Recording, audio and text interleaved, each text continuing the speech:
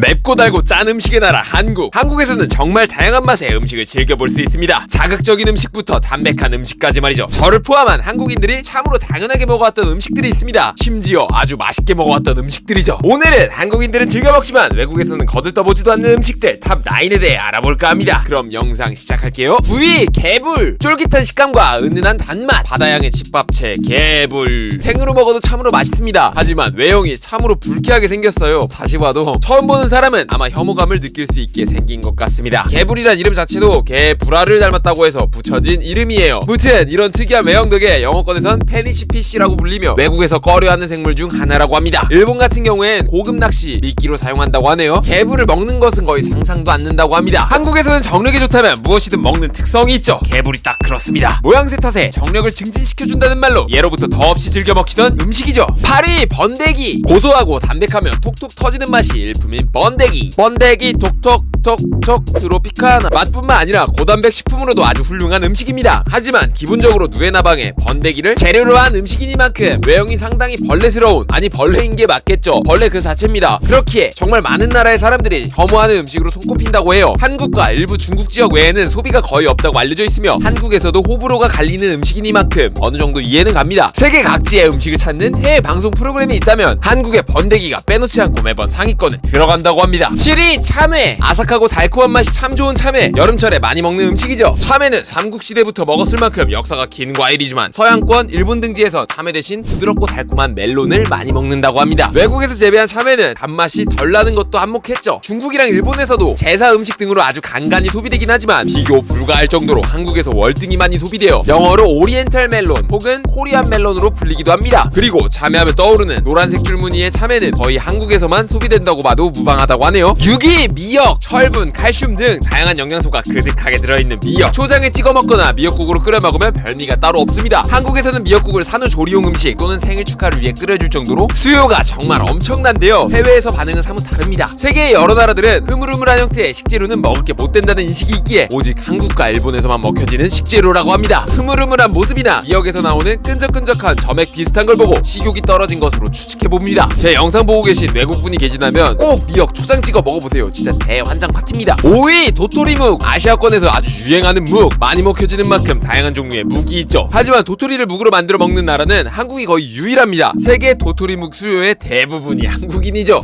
물론 전 세계에서 한국을 제외한 거의 유일하게 도토리묵을 만드는 곳이 있긴 합니다. 일본의 고치현이라는 곳이죠. 하지만 이 역시 임진왜란 당시 고치현으로 끌려온 조선인 포로들이 두부 제조업을 하면서 도토리묵을 만든 것이었다고 합니다. 무튼 도토리는 별도의 농사가 필요 없고 영양 성분도 훌륭하기에 한국에서는 참으로 훌륭한 먹거리로 인식되고 있습니다. 하지만 유럽 등의 서양권의 많은 나라에서 도토리는 식용되지 않으며 이를 돼지 사료 등으로 사용한다고 합니다. 외국인들은 도토리묵을 먹다가 원재료가 도토리라는 것을 안다면 이걸 왜 먹어? 라는 반응이 나온다고 합니다. 4위 깻잎. 특유한 풍미가 상당하여 삼겹살을 싸먹으면 초절정 진미인 깻잎. 양념이 강한 음식에 참으로 잘 어울리는 향신료 같은 존재입니다. 저는 참으로 맛있게 먹는 재료인데 외국에서는 깻잎의 향이 호불호가 심하게 갈린다고 합니다. 한국인들에게 고수의 향이 호불호가 극명하게 갈리듯 깻잎 역시 그런 것이죠. 다른 나라 사람들이 안 먹는 것들은 어느 정도 이해는 가지만 신기하게도 개성 지역을 제외한 북한에서도 깻잎을 잘 먹지 않는다고 합니다. 들깨를 재배하고 남은 깻잎들은 모두 버린다고 하죠. 아무튼 깻잎은 압도적으로 한국에서 많이 소비되며 영어권에서 깻잎을 표현하는 단어가 없어 한국어를 그대로 풀어 사용해 캣닙이라고 불립니다. 여담으로 깻잎 통조림은 전대기 통조림과 더불어 세계에서 가장 이해할 수 없는 통조림 음식으로 거론되는 편이라고 합니다. 낙엽을 간장에 절여놓은 것 같다 라는 평과 함께 말이죠. 3위 콩나물. 대두에 싹을 틔워 아삭아삭한 식감의 뿌리를 만들어 먹는 콩나물. 아삭한 풍미와 뛰어난 식감으로 한국인들의 사랑을 받고 있죠. 근데 신기한 점은 이 콩나물이 대한민국에서만 주로 소비되며 외국에선 콩나물을 잘 먹지 않는다고 합니다. 해외에서 콩나물이라고 불리는 것들은 대부분 숙주나물이죠. 한국에서는 대부분의 음식을 익혀서 먹는 문화가 발달해 있고 외국은 익히지 않는 생것을 많이 먹는데 익히지 않은 생 콩나물들은 나무마냥 즐기듯 즐겨 외국인들 입맛에 맞지 않았던 것이죠. 그렇기에 외국에선 상대적으로 덜 질긴 숙주나물이 인기가 많다고 합니다. 그렇기에 콩나물은 잘 먹히지 않는다고 해요. 저는 숙주나물이 너무 연한 것 같아서 잘 안 먹게 되던데 역시 물고 뜯고 씹는 것을 즐기는 식감의 나라 대한민국 최고. 2위 미더덕. 바다 내음을 즐겨볼까 싶으면 가장 먼저 떠오르는 미더덕. 아구찜이나 해물찜에 많이 들어가죠. 전세계 바다에서 흔하게 볼 수 있는 생물이지만 대다수의 미더덕이 한국에서 소비된다고 합니다. 외국에선 독특한 모양과 쌉싸름하고 짭조름한 맛 플러스 강력한 바다향 때문에 꺼린다고 하네요. 처음 먹어보는 외국인이라면 먹자마자 바로 토할 정도의 맛이라고 합니다. 미더덕의 친척벌 멍게 역시 외국인들은 먹기 힘들어하는 한국의 해산물이라고 하죠. 미더덕 비도덕은 아시아 태평양 연안 부근이 원산지로 추정되는 생물인데 배를 타고 유럽, 호주 등지에서 괄먹할 만한 번식을 해 각 나라의 바다에 생태계를 위협한다고 합니다. 하지만 비도덕을 먹는 나라가 많지 않아 선적이 불가사리밖에 없는 상황이라 플랑크톤의 씨를 말리는 등 해변을 쑥대밭으로 만들었다고 하네요. 아 이거 한국인들이 한번 가서 쓸어줘야 하나. 이거 한 3일이면 될 텐데.